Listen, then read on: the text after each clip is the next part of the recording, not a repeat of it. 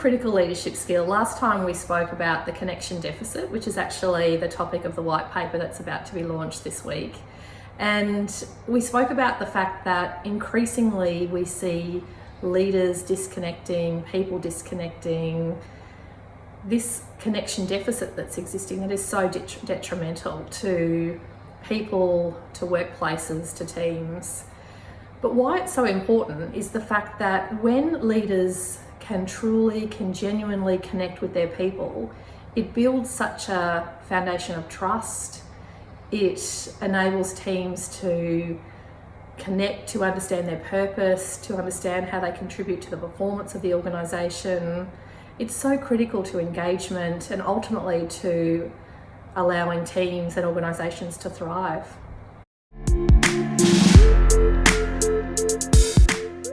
This is about bringing both our heads and our hearts to work and to our leadership. So typically what I see is a job description for a leadership role or a leader understanding all of the technical or management components of the role. So rarely do you see a job description for a leadership role talking about trust.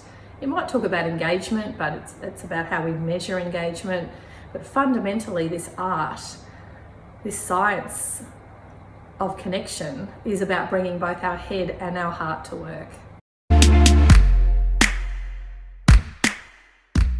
Yeah, and that's sometimes how leaders feel, because it takes a real vulnerability to truly connect at a very human level. But the why is all about trust. It's all about engagement, because otherwise we're just doing the work and we're coming in, we're getting the job done but when we have this connection, when we have this human to human relationship, the thriving means that people give discretionary effort, people want to do more, to be more. It allows people to just be themselves, be human, and to truly thrive.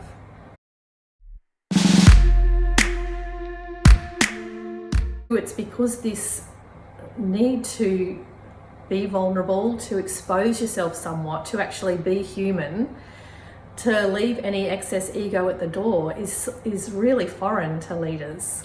So sometimes it's a fear factor.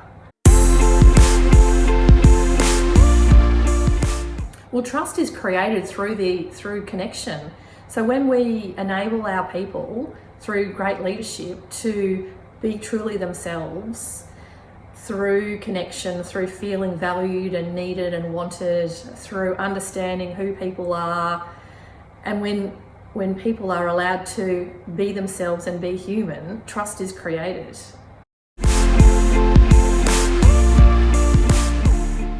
Trust is so fundamental. If you think about a week ago, we had elections in Australia, and so much of the debate was around trust in our political leaders. We're off the back of a banking royal commission, so our banks in Australia are thinking about fundamentally how do we rebuild trust. We've got a royal commission going on to aged care at the moment. So all of these issues have deep-seated trust at the heart. And how else do we build trust but through our leaders?